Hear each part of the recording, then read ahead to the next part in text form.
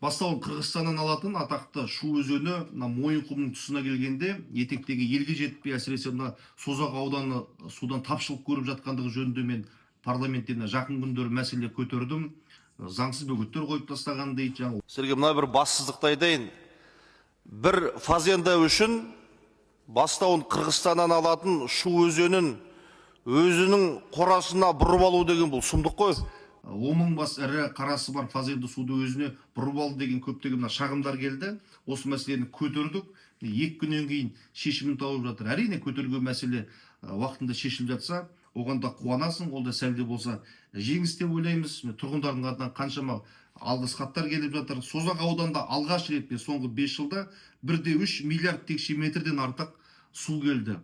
Қуанышты хабар. Енді шілдеде Фурманов каналы жөнделіп, Радай өзегіне арнайы тағы да құрылғылар орнатылады. Бұдан кейін де су ресурстар министрлігімен бірге Шу өзенінің суын тиімді бөлу бойынша жұмыстар әрине жалғасын табады.